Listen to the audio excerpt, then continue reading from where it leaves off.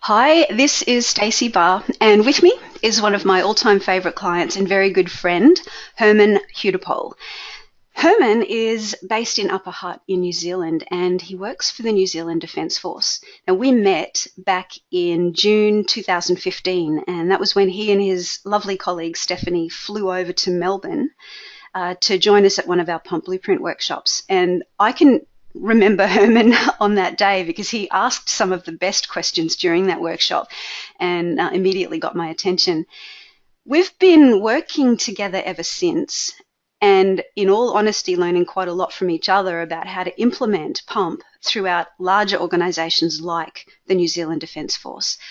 Herman, thank you so much for sharing your time with us, and welcome. Thank you for that very nice intro, Stacey. Welcome to you and welcome to all the listeners. Herman, I'd love to start with you just telling us a little bit more about your role in the New Zealand Defence Force and what you're mostly responsible for. Okay, that's pretty easy. My job title is Assistant Director of Performance Management for New Zealand Defence Force, and I'm responsible for enterprise level reporting against the running of the NZDF business operations and, of course, progress of its strategic change journey. Now, I also produce a lot of reports, and these go to both the external stakeholders, including our responsible minister, the cabinet, select committee, the public, and also selected central agencies such as treasuries, the State Service Commission, and the like, and internal governance bodies such as the board and the executive committee. That's a busy, busy role, Herman. Now, It's challenging. Yeah. Can you tell us a bit about what brought you to PuMP?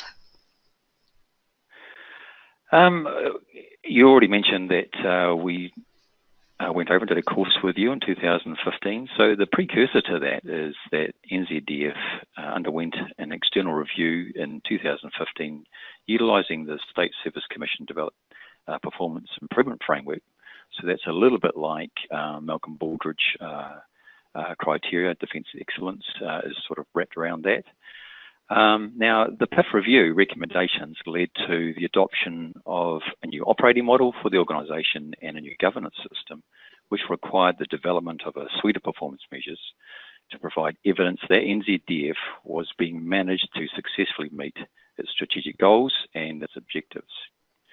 So PuMP was identified as an appropriate tool to standardise on pan-NZDF methodology by which it was going to develop and manage performance measures and do its reporting.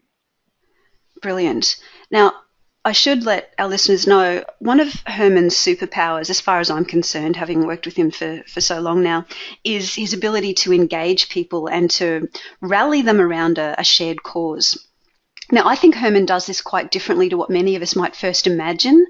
So rather than a really dominant, out-front kind of leadership style, Herman has this great way with people. He leads individual people by being beside them, and he leads groups of people by being within them. And he focuses in this very gentle but very deliberate way on building buy-in quite naturally and organically. And it's this unique style, and particularly the success that he's achieved with it, that I wanted to share with you all. So, Herman, you had planned your introduction of PuMP into NZDF very deliberately. What were you thinking back then at the start about the best ways to do this? There were a number of options, I think, to introduce the PuMP methodology into the Defence Force, but noting that NZDF is a very large and a very complex organisation, and it's made up of multiple constituent components, which are then aggregated under a number of discrete services and enabling portfolios. Now, this and other factors, such as hierarchical command and control, it's a culture, and the pressure to develop meaningful measures has led to the determination that a big bang approach implementation was going to be best suited to NZDF for its implementation of the PuMP process. You mentioned discrete services and enabling portfolios. Now, I'm pretty sure most people around the world understand what sorts of services and portfolios might make up a defence force, but could you give us a few examples? Yeah, so services and portfolios can mean different things to different people. So to put that into context, for services, I'm talking about the armed services, so the Army, the Navy, and the Air Force. Mm-hmm. And for the portfolios, for the services to be able to deploy on operations, it needs wraparound support services, including infrastructure management, training, personnel management, and all those other key ingredients that allow the Defence Force services to deploy overseas on a mission. Yeah, great. That's clear. And you decided that a big bang implementation approach was going to best suit. So can you elaborate a little bit? Big bang, what do you mean? So Big Bang to us was rolling out the PuMP process across a slice of the organisation so that everybody was using the same methodology in a consistent way, in a consistent manner. Yeah. And that also meant that the performance measures that were developed, people understood how they were done and they would be portrayed in a similar way, particularly when it comes to the dashboard design, etc. Okay, yeah, that's cool. So you used a bunch of tactics to do this, to build the buy-in along the way and get more people using PuMP across NZDF. So what were some of these tactics that you did end up using, Herman? So we thought really important to get the adoption up rate taken on board was getting the senior executives accountable for managing the defence strategy development and the governance system on board right at the outset. Because if they didn't buy into PuMP as being the methodology as an ad hoc standard, then that was going to make it really, really difficult. And given that we are quite a hierarchical organisation, getting their buy-in was critical to making sure that those that are sitting underneath the commanders were going to sort of toe the line. Mm-hmm. So after we did that, we also sought buy-in from other key governance members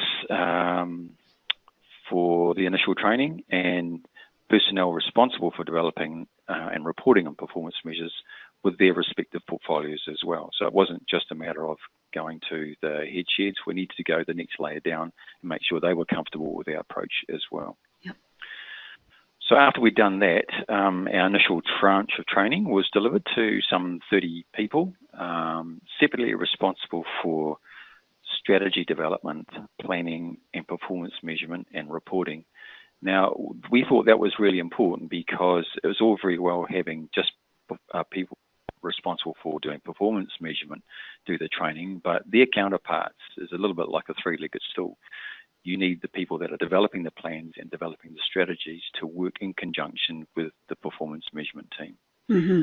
So I think that aspect worked quite well.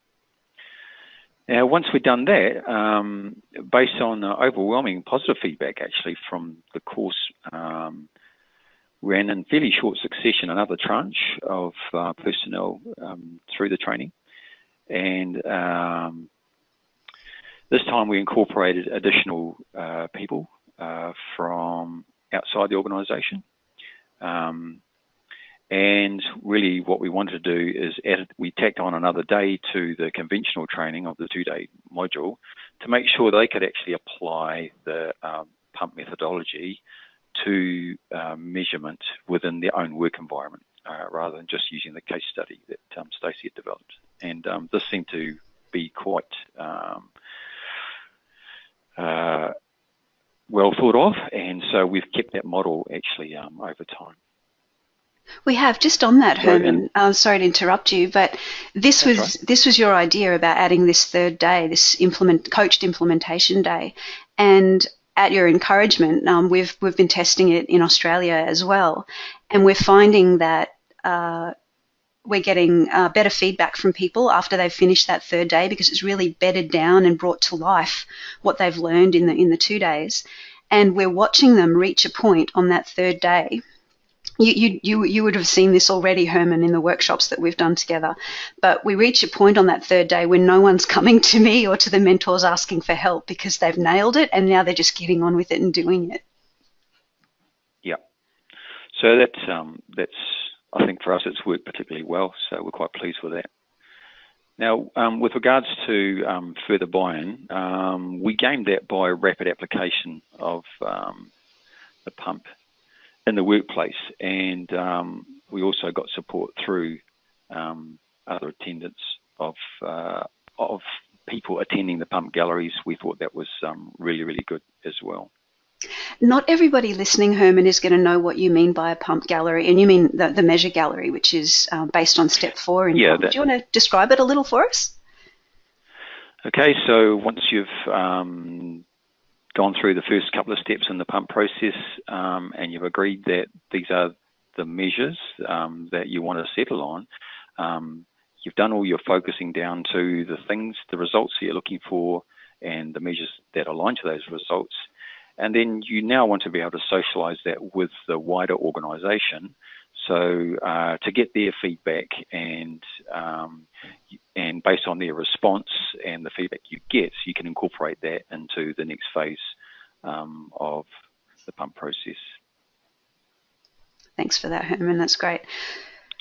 So you had a deliberate approach to this, and it just grew based on the feedback and people implementing this back at work. So how has it worked out so far? Has this whole investment that you've had in adopting pump and your approach of sort of making it the standard approach, has this been worth it, and how do you know? Well, I think it's fair to say that the pump has worked really well in the areas of NZDF that we're strategy-led, and we're already committed to providing good performance management oversight.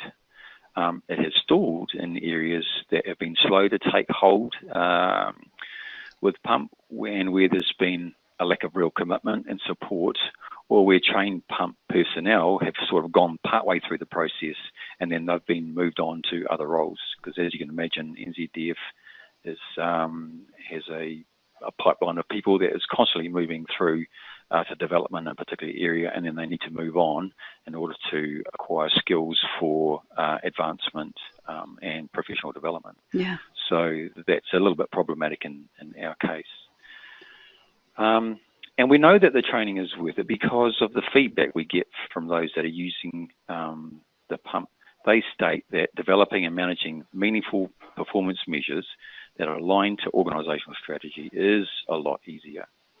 And we also know because the tone of the conversations and the style of the questions among the executive and the board members has changed dramatically to being more collaborative and a lot less adversarial. Oh, that's brilliant. Excellent. So of the tactics that you've tried, and clearly you're getting success from all of this, what do you think has worked really well? Like what might you even do differently from here on, Herman? Well, I think our hunch in the first instance was quite right, getting senior management buy-in and support throughout the introduction and the continuous application of the pump is critical to success. And pump needs to be championed from a high level to create the demand for meaningful performance measures. But senior executives also need to be patient and recognise it takes time to become proficient in the application of pump. So not to put too much pressure on those doing that. Mm-hmm. Pump practitioners shouldn't be afraid to apply a pump in their work areas or give up too easily. The process itself is relatively simple by design, but the application can be a bit problematic for some people. So, don't give up. And pump practitioners should also proactively learn from areas in the organisation. It's proving to work well and reach out for assistance if they are struggling to apply pump in their workplace. And with regards to doing things differently, I would implement a system to follow up on personnel that have attended pump training to encourage an uptake of their methodology and connect with the parts of the business where pump has already been done actively. So it's more about wrapping, I think, support around those that have done the training and getting them to apply PuMP as quickly as possible, and supporting them through the process, either through connecting them with other people in the organisation where it's being done, or helping them, if I've got the time and effort to be able to do that. I suspect you're already doing bits of that, even if you're not at a point where it's organisation wide and you've got a formal system for it. My guess is, Herman, that you already are connecting people with each other, like showing one group here how another group over there is doing it. Is that right? Yeah, that's happening, but it would be nice to do that in a more deliberate manner. So almost like having a schedule where you go out and actively engage with people and say, right, how are you going on with that, rather than just waiting for them to come to you. So be more responsive to that. It's a bit difficult in our organisation because there's so many people now that have taken up PuMP. So we've trained up quite a large number, and so getting around them all is difficult. So what might be better to do is to have some of the more champions of the PuMP process and network with them to say, right, how about you go and talk to these people, or how are they getting on, and do it in that way would be good, I think. That does make sense, Herman. Everybody who's listening, another of Herman's great ideas that I've learned from is having mentors to come to the training workshops to help out the new people that are learning PuMP. And these mentors have already been through the PuMP training, and they've practiced it a bit back in their own jobs. And they have, some of them have become incredibly skilled at mentoring and sharing, and they would be great people to be able to have for others to do that connecting that you were talking about. Yeah, absolutely. So, Herman, do you have some final words of wisdom for PuMP users from all of your experience? Yeah, I think I do. I read recently a quote that said, failure is easy and success is hard. So when you're implementing PuMP, just remember this. And if you're having struggles with this application, and there's a lot of support for PuMP practitioners globally out there through Stacey's network, through her website. So don't be afraid to ask for them for assistance and support. They'll be more than willing, I think you'll find. Absolutely. Thanks so much, Herman. It's been great chatting to you about this. It's a pleasure. Okay, so this is Stacey Barr and Herman Hudepohl signing off. Bye.